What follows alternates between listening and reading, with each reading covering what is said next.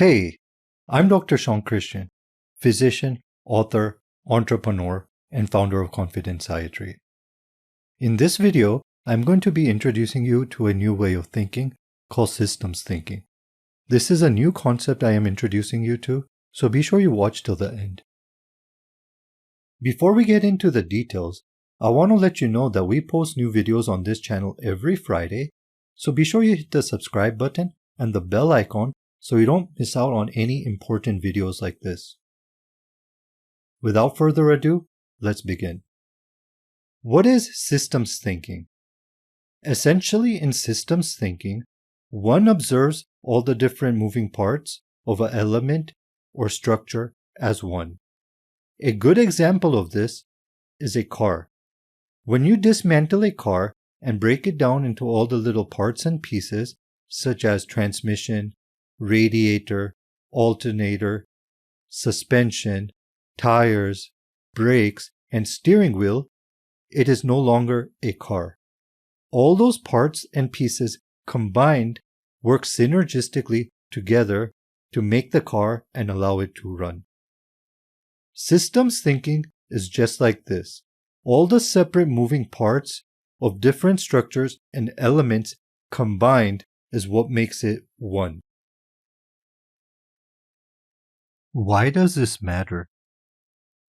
When you cook your favorite dish, all the separate ingredients go together to make that one dish.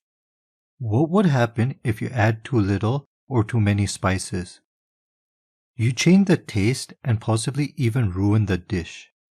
By approaching systems thinking in this way, everything combined works together to accomplish a greater function. Think about the human body as another example. All your different organ systems work together to accomplish the greater function to keep you alive. When there is a problem with one of the organ systems, it affects the other systems as well. Another example is in business, where all the different departments work together to accomplish the same goal or vision for the company. Systems thinking requires a different type of mindset. When you implement it, it can help you learn new things, solve problems, overcome limiting beliefs, manage different perspectives, become more productive, and become more successful. You can use it in business, research, medicine, politics, economics, and even education. How to use systems thinking. A good approach to systems thinking is to make mind maps or feedback loops and include all the things that go into it. Mind maps and feedback loops are diagrams to visualize and organize information. They are a way to link key concepts, ideas, or problems together as a whole. Essentially, use systems thinking as a tool to remind you of the bigger picture.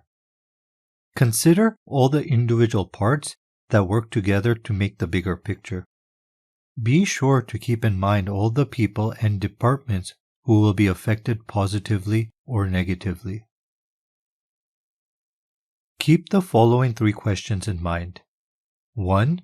What is the problem? 2. What factors impact the problem? 3. What can solve the problem? For example, if there is a problem where your sales are declining at work and you want to improve them, the answers to the above 3 questions can look like the following. 1. What is the problem?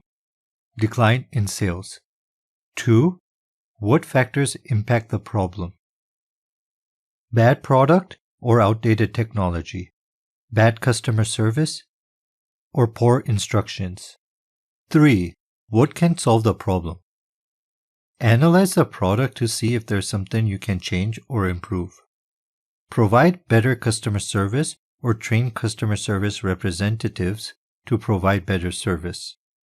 Rewrite instructions, provide diagrams and pictures, make instructional videos, etc. Offer a money-back guarantee. Understand the client's and customers' needs. Change your sales pitch. And better market research. Successful people are constantly solving problems. The bigger the company, the bigger the problems, and the more moving parts there are to the problem. All the moving parts, for example, the different departments such as customer service and sales, have to work together as a whole. Why is it important to be a systems thinker? Living in a complex world requires complex thinking. When we make it a habit to consider how our role interacts with others, we can learn new things and create better solutions. When you try to fix a problem by focusing on the part that needs fixing and not considering how it got broken in the first place, you are only creating a temporary patch and you risk creating another problem or repeating the same problem again. By approaching a problem as a systems thinker, you factor in all the possible reasons for the problem, the people and departments who are affected by the problem, and then come up with an appropriate solution. Benefits of systems thinking. There are many benefits of systems thinking. Some are: you make decisions more logically, save time, money, and resources, increase productivity, more money, and new opportunities.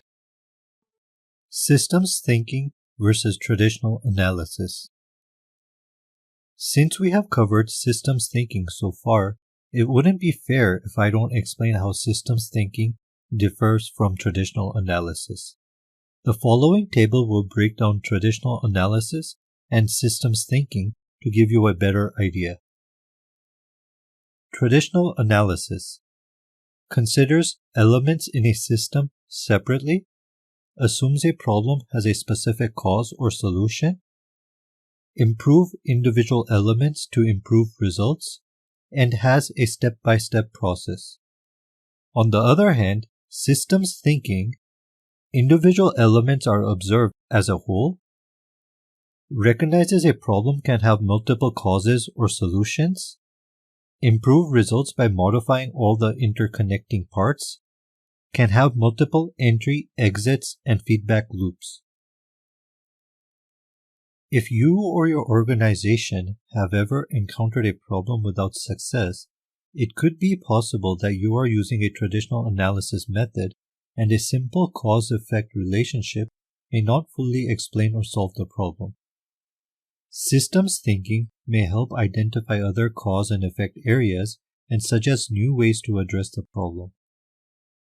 Conclusion: it could be a challenge at first to adapt a systems thinking mindset. When you take time and consider all the different things that are involved and how each of those things can affect the outcome separately, you can make better decisions and work better with others. A video that I believe that goes hand in hand with this video is a video that was uploaded last week on toxic productivity. The link will be in the description below, and a pop-out notification will come in the top right-hand section of this video. Now that we covered systems thinking, let me know in the comment section below how you approach and handle a problem. If you know somebody that's going to benefit from this video, please share this video with them. Also, if you haven't already done so, remember to hit the subscribe button and the bell icon so you don't miss out on any important videos like this. Don't forget to follow us on Facebook, Instagram, Pinterest, and Twitter at Confidenceiatry.